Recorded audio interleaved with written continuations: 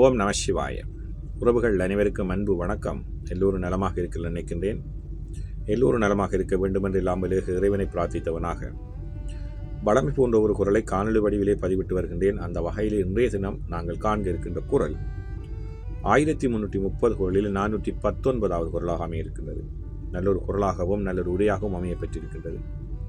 நாங்கள் ஒரு பேசுகின்ற வார்த்தைகள் ஒவ்வொன்றும் மதிப்பு கூடிய வார்த்தைகளாக இருக்க வேண்டுமாக இருந்தால் நல்ல கேள்வி ஞானம் உடையவர்களாக நாங்கள் இருக்க வேண்டும் என்பதைத்தான் இந்த குரல் அழகாக சொல்லியிருக்கின்றது.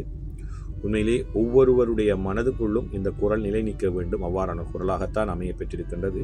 குரலை முறையை நாங்கள் பார்ப்போமாக இருந்தால், நுண்ணிய கேள்வியர் அல்லார் வணங்கிய வாயினராதல் அரிது. நுண்ணிய கேள்வியர் அல்லார் வணங்கிய வாயினராதல் அரிது என்பதாக அமைந்திருக்கின்றது. இதற்கான முதலாவது உரையை நாங்கள் பார்ப்போமாக இருந்தால், நுட்பமாக பொருட்களை கேட்டறிந்தவர் அல்லாத மற்றவர் வணக்கமான சொற்களை பேசும் வாயினராக இருக்க முடியாது, அதாவது வாயினராக முடியாது என்பதாக அமைந்திருக்கின்றது.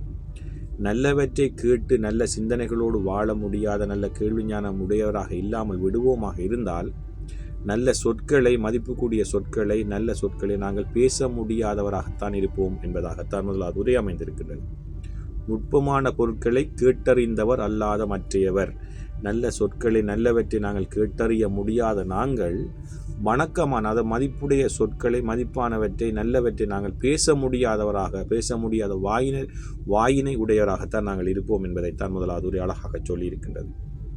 அதே போன்றுதான் நுண்ணிய கேள்வியர் அல்லார் வணங்கிய வாயினர் ஆதல் அரிது என்ற குரலுக்காக கலைஞர் அவர்களும் ஒரு உரையை தந்திருக்கின்றார்கள். அதை பார்ப்போமாக இருந்தால், தெளிவான கேள்வி அறிவு இல்லாதவர்கள் அடக்கமாக பேசும் அமைதியான பண்புடையராக இருக்க முடியாது.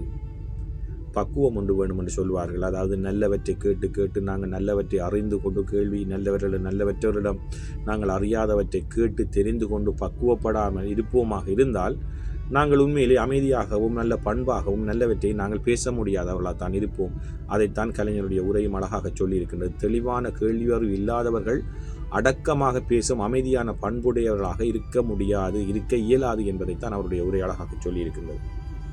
அதே போன்றுதான் நுண்ணிய கேள்வியர் அல்லார் வணங்கிய வாயினராதல் அரிது என்ற குரலுக்காக சாலமன் பாப்பை அவர்களும் உரையை தந்திருக்கிறார்கள். அதை பார்ப்போமாக இருந்தால், நுண்ணிய கேள்வி ஞானம் அல்லாதவர்கள் பணிவுமிக்க சொற்களை பேசுபவராக ஆக முடியாது, கடினம் என்பதாக இருக்கின்றது. நுண்ணிய நல்லவற்றை நல்ல சிந்தனைகளோடு நல்லவற்றை கேட்டறிந்து முடியாத அந்த ஞானத்தை பெற்றுக்கொள்ள முடியாத நாங்கள் பணிவாகவும்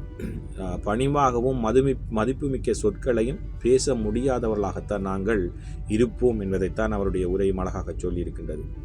உண்மையிலேயே நுண்ணிய கேள்வியர் அல்லார் வணங்கிய வாயினரால் அரிது என்ற குரலுக்கான 3 உரைகளையும் பார்த்தோம். நாங்கள் எங்களால் முடிந்தவற்றை நாங்கள் மற்றவரிடம் நாங்கள் அறியாமல் இருப்போமான கேட்டு நாங்கள் கேள்வியில் அறிந்து கொள்ள வேண்டும். நல்லவற்றை எங்களுடைய காதுகளிலே நாங்கள் போட்டுக்கொள்ள வேண்டும்.